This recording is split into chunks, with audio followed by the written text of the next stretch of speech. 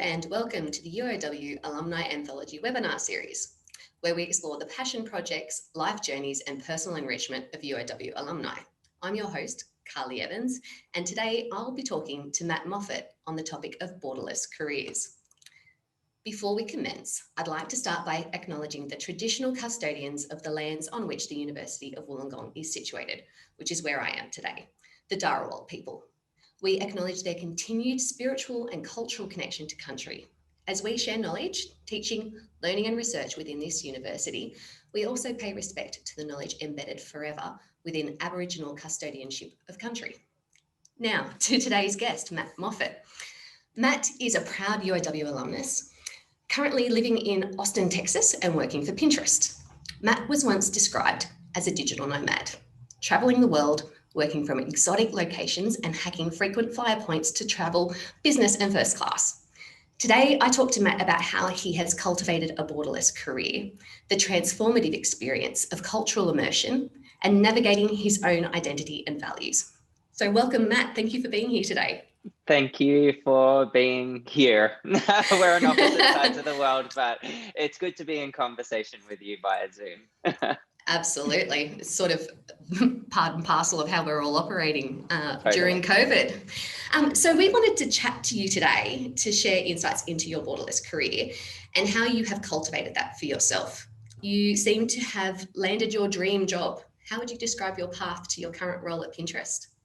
Well, I've had a couple of dream jobs before. The one that I was doing previous to this, I also would have described as a dream job. I think that the current thread of my career path post going to university has been taking advantage of opportunities when the timing has been right. And I think that the real pivot point that came for me, or where that all started, was when I graduated. I did my 3-year Bachelor of Arts degree at UOW, and my brother, who's 2 years older than me, did the same thing.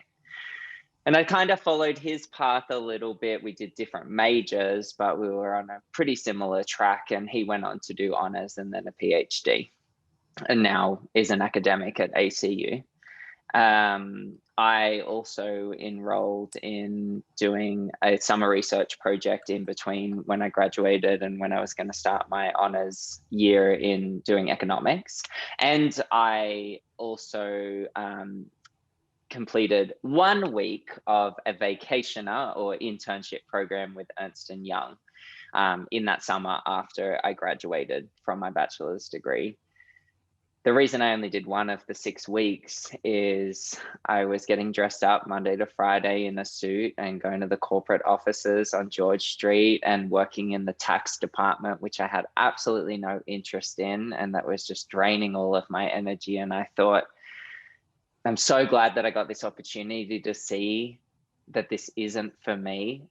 And my mum is a careers counselor at TAFE, and she always says to a lot of different people, with all the opportunities that we have in the world and in our lives, especially for millennials and Gen Z, I should say, for an Australian audience, it's just as important to figure out what you don't want to do as what you do want to do.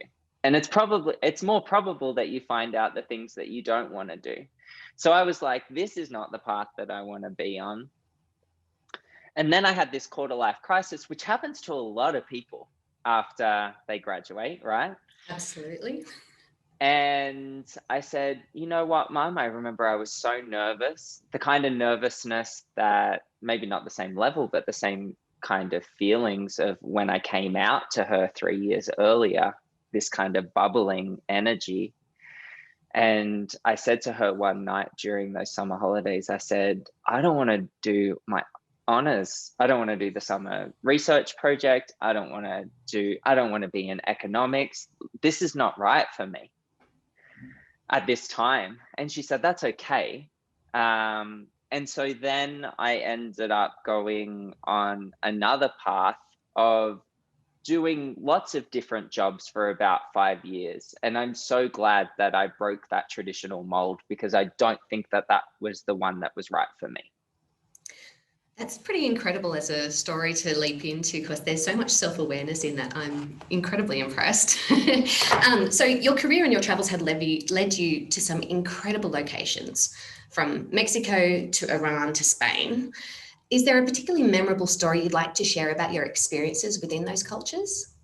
Yeah, I think kind of previous to that last semester of university of the bachelor's degree, I did a 1 year study abroad or exchange in Guadalajara, Mexico. I studied Spanish as my minor, and I was thinking about going to either Spain or Mexico. One of my favorite quotes is, "The biggest gains are to be made outside of your comfort zone." And I think going on exchange to any country or any culture is stepping out of your comfort zone and is a worthwhile experience. I think most people would agree that living in Mexico for a year rather than living in Spain would probably push you outside of your comfort zone even more.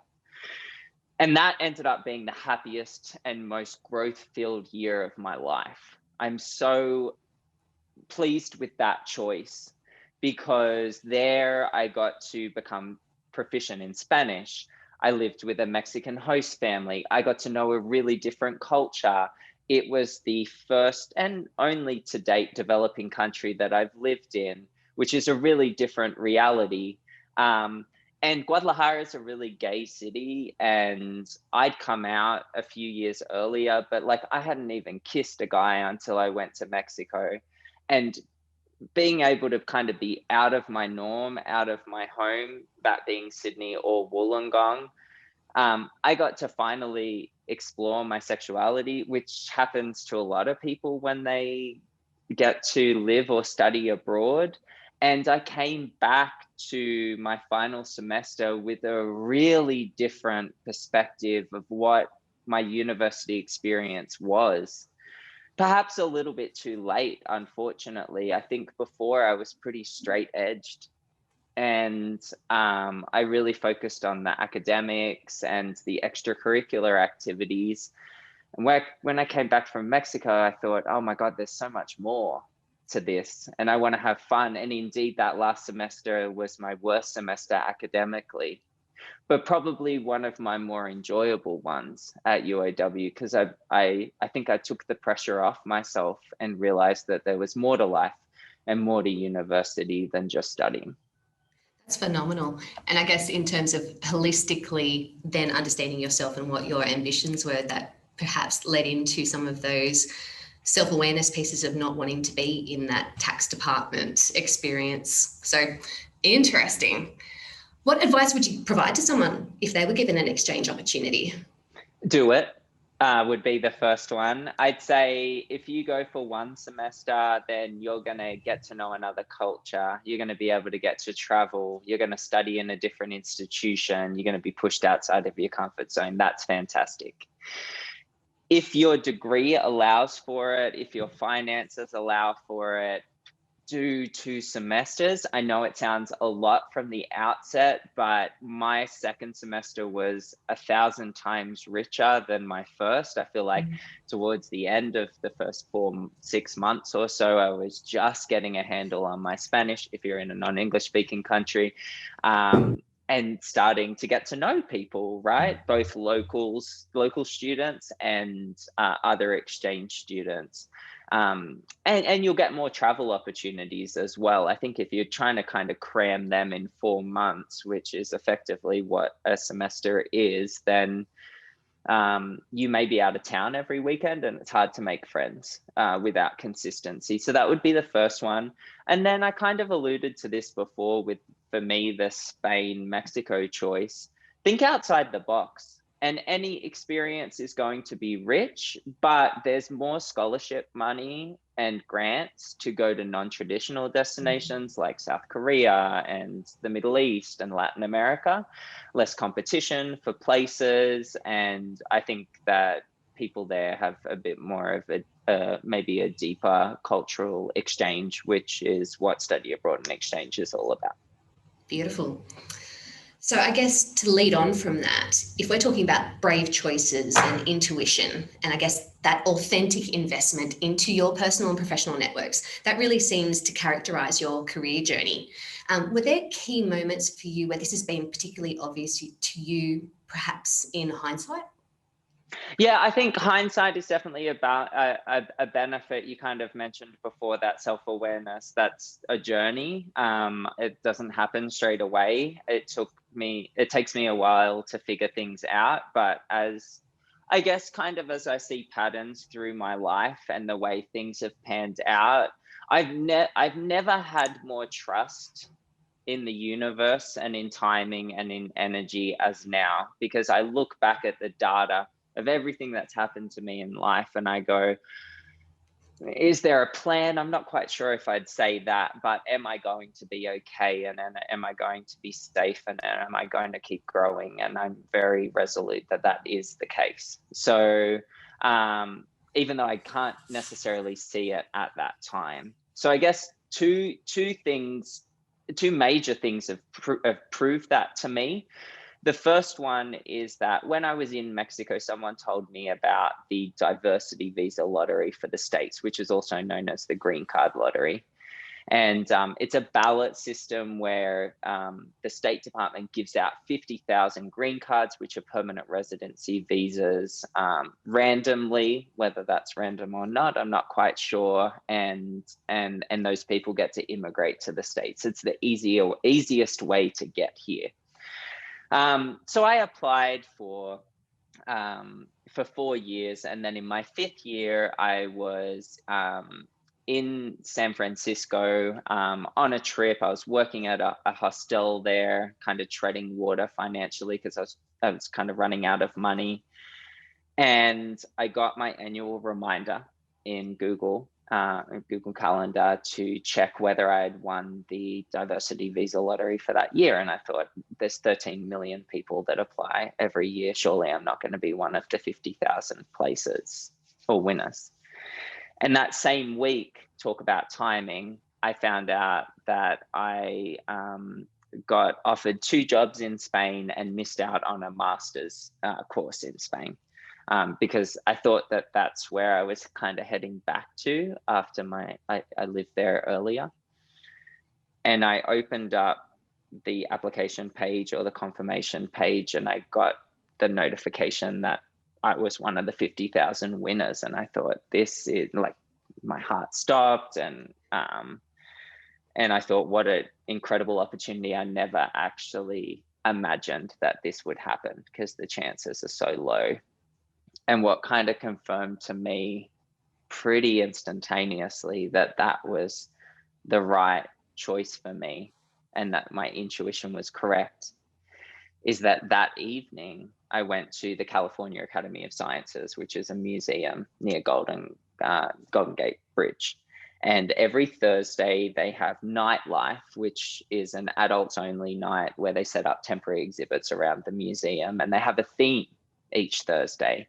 I'd never been to it before, and I went on a date with this guy, and the theme that night was jackpot. The theme was all about the probability of winning, the science behind it. And so they brought in casino tables, and they brought in statisticians and croupiers and mathematicians to explain that. And I thought, you can choose whether to do this or not, but I chose to link those two things together and thought, this is the universe or something telling me that this is the right path for me to go on. And there's been so many moments like that, especially that I'm now a bit more tuned into it, that's given me the trust that, yeah, you really should follow your intuition with these things. That's phenomenal. I love the destiny aspect to it all. There's a bit of a theme for you, I think, in where chance encounters or relationships that you've developed up at particular points in time, like, for example, the San Francisco connections that you made have actually played out for you in your later career. Can you expand on some of that for us? Chance encounters. Interesting. Yes, I thought they were chance encounters. They didn't end up being that. So yes, actually the 2 main jobs or projects that I'm working on at the moment came from previous connections. So in San Francisco working at the hostel, working on the reception for 6 weeks. Part of our job was to give advice to guests on things that they should do in the city. And we had a relationship with a tour operator doing walking tours. Through that, I met the owners or the founders of that company and went to a couple of parties at their house and added them on social media. They found out that I told them that I won the green card lottery around the same time. And they said, great, you're going to move to San Francisco. And I said, no, it's too expensive. It's too cold. I don't think that that's going to happen. I think I'm going to move to Austin. And they said, well, you should keep in touch. We should connect with one another. You never know when we'll circle back. Well, fast forward from 2014 to 2020, and a couple of months into the pandemic, I had left my previous job, which we'll talk about in a sec, doing content producing for a travel blog. And I was trying to figure out what I was doing. This is last year. What's my next pivot? What's the next chapter? And I was getting pretty anxious because I thought, I've got to pay my bills here, and what am I doing with my life? And there's the uncertainty of the pandemic, and I'm adding on this job uncertainty as well.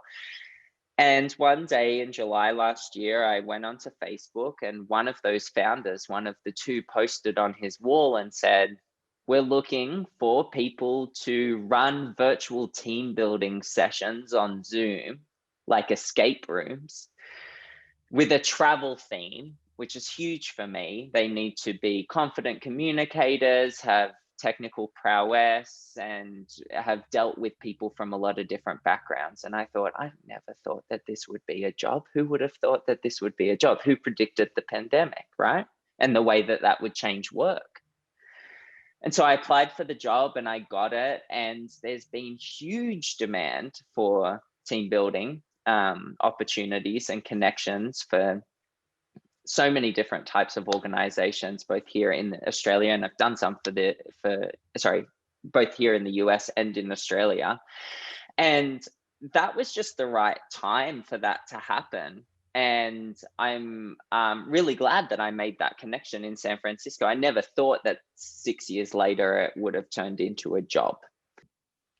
Okay, so winning that green card lottery seems to have been a real pivot point for you. Would you like to dive into what that's done for you with your career? Yeah, I mean, it was really unexpected, obviously. I think I won it when I was about 27. And so I'd had about 5 years of professional life. I think that your mid-20s are to try out lots of different things. So that's when I did the Spanish, English kind of teaching translation work, and did some netball umpiring in there as well. And I felt a bit burnt out by the teaching part. So that came at a really good time.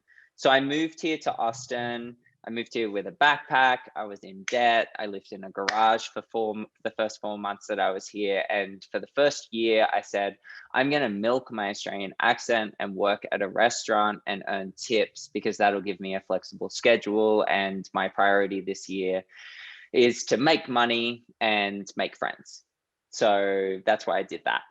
And then I've been here for 6 years in total. So then for the next 5, actually, my best friend from UOW, who also won the green card lottery and lives in San Francisco, he sent me this job ad that he saw for an Australian frequent flyer blog called Point Hacks, based in Melbourne, for a part-time content producer writing about how to hack frequent flyer points to fly in business and first class, as you mentioned before. And I thought, I've always been interested in travel, but I've especially always been really fascinated by aviation. And so this seems like a really good fit for me. So I applied for that job. There were 16 hours up for grabs. The person found 4 candidates that they were interested in. And so they split the 4 hours 4 hours each. And I thought, okay, I can't survive on 4 hours a week writing. So what else am I going to do? And so that was kind of a hustle year for me. I did that. I did dog walking. I catered. I started up a little flight booking service for my friends and family. And then gradually increased my hours as I got more proficient at that job and learnt more. And then I was with Point Hacks for, well, I'm still engaged with them on a part-time basis. It's been 5 years now. And I worked as a full-time content producer. I worked as a managing editor, and now I do video content for them. And with that job, I got to travel all around the world, which is, I never thought I'd be able to travel and make money at the same time. That was very eye-opening for me. And has that been a springboard for you then in terms of where you've been able to take your career? Yeah, I mean, the current job that I have, or one of the two, is with Pinterest, and I don't think I would have been able to get that job had I not have done the work with Point Hacks. The brief that they gave me for that one was that they were looking for an Australian that lives in the US and is a content producer. This recruitment agency with whom I had contact with in 2012, doing some Spanish translation work with, they just emailed me a few months ago and said, we're looking for a market specialist for Pinterest for Australia to make sure that the content that's coming out of not only Australia, but the US and other markets is relevant to an Australian audience. So we need someone that can kind of bridge that gap, that information gap and cultural gap between different countries. And so I said, yeah, I think that this makes a lot of sense. And what's interesting is the job that I'm doing now with team building and the Pinterest job are both part-time jobs. And I think that we grew up, at least millennials and Gen Z, we've grown up looking at boomer parents who had the stability of full-time jobs, and that was the pinnacle of success. That was what we were expected to do. The way that the job market has changed because of deregulation and a move towards more part-time, especially contract work, means that the security is not there for us as much as it was for our parents. And so we can either fight against that, or we can recognize that it's important and in some ways beneficial to be able to combine different jobs, because it's rare that someone has just one passion.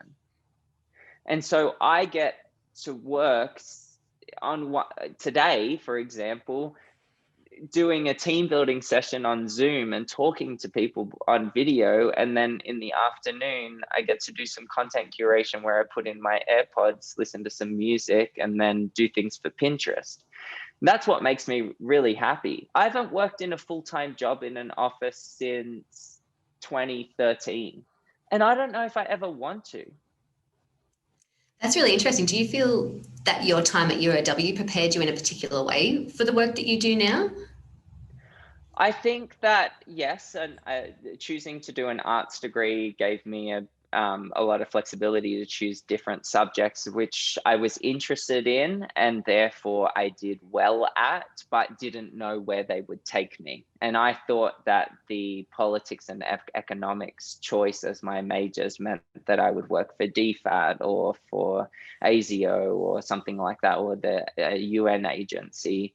I'm so glad that I put effort into crafting minors in my degree, Spanish and international relations, that were things that were less stable or less sure that you will get a traditional job out of, because the combination of all of those things have meant that I have been able to develop skills that have been useful in jobs that I didn't even know existed almost 15 years ago when I did choose what I was going to study.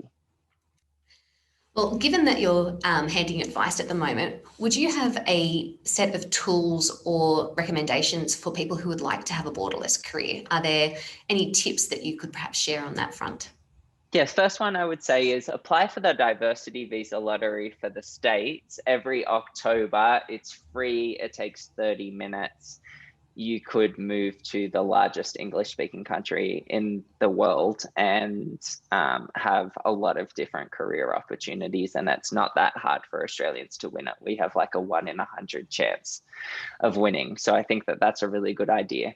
Australia is at the bottom of the OECD countries in terms of the amount of hours of instruction in foreign languages. And I don't think that's a great thing. I think it's because we're an island and there's a strong degree of racism in Australia. So invest in yourself in learning foreign languages, ones that hopefully pertain to your field and are growth languages. I would also say do work and holiday visas. They're usually for 18 to 30 or 35-year-olds for lots of different countries, lots in Europe, but also places like Turkey and Thailand and Chile and Uruguay and Canada, and the US has some restrictions, but you can still do it there. You can go and live in another country for like a year or two and get the professional experience that you would get in Australia, but so much more. And I would say that the more that you move, whether it's within a country, within Australia, or between countries, it gets easier every time. The learning curve gets the opposite of steeper. So the practice makes perfect. As a 10-year-old, my family and I did an exchange in the States. I did a high school exchange in Japan. Then I did one in Mexico for university. Then I lived in Spain. Now I'm back in the States. It's gotten easier every time. The reason that I was able to set up my life here pretty well, number one, it's an English speaking country, but two, I'd done it before. I knew how to connect with people. I knew how to navigate different systems of bureaucracy. And I think that I know myself pretty well. So, Matt, you told us a little bit about your time traveling the world, business and first class with Pointhax. Would you like to dive into that a little bit and give us a taste of what that actually looked like? Yeah. So after 2 years of working with Pointhax, which was 3 years of living in Austin, if you add on the just working in a restaurant for a year, I kind of felt myself plateauing here, and I needed a challenge, and I needed a bit of a break from Austin. And I thought, and this is pre-COVID, what an amazing opportunity that I've got a remote job. And that's when all the borders were open. And I thought, I've seen on social media this idea of digital nomad. And I don't know if I'm ever going to have the opportunity to do this again. It's very hard to predict the future, obviously. So I think that I should take advantage of this and take my job on the road. And that was a big decision to make. I didn't know whether I'd come back to Austin. And so for not just a year, for 14 months, I traveled to so many different places. I spent about half the time in the States because that's a requirement of the green card. But I got to go to Taiwan and to South America for 3 months. I went to Europe twice. I went to Japan to go snowboarding. I was in an earthquake there and a typhoon in 2 consecutive days. I got to go to Australia, and I was making money when I was doing it. I changed locations every 3 days on average for that whole year. And a couple of lessons came out of it. One, digital nomad is not the thing that you see on social media. That is a very polished view of what that experience could be like. If you're going to do it, I would say stay in a location or multiple locations for a longer period of time. I really overdid it and regret wearing myself out. It was the most exhausting year of my life, more than last year.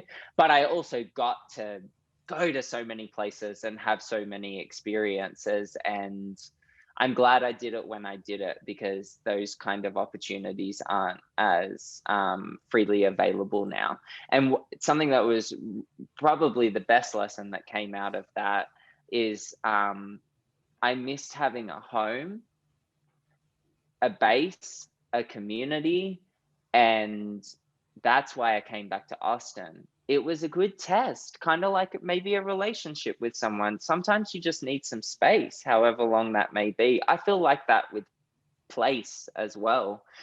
Had I not have gone away from Austin, I don't think I'd still be here right now. And so I came back with a lot more zest for the city and my community here. And a year after that is when I bought the house, became a US citizen, and now I feel as grounded and rooted here as ever. Asterisk, that could change in the future. So I'm just going to listen to when that that chapter or pivot point may come into my life. That's a fantastic perspective to be able to give us some light on what the reality of a digital nomad might be. We could keep this conversation going for hours, Matt, but we're going to need to wrap up. I'm so grateful for your time and for the insights that you've shared with us today. I'd like to thank you for your generosity and your authenticity. It's been really brilliant to be able to chat with you. And it's a privilege to get an unfiltered dialogue with so many personal recollections, and just to be able to share that with our audience is fantastic. So thank you very much. And I'd also like to thank our audience for joining us today. We're very grateful for your participation and engagement with us. So please find us at UOW Alumni on Facebook, LinkedIn, and Instagram. And we'd love to keep this conversation going. Thank you and goodbye. It's been lovely to talk to you.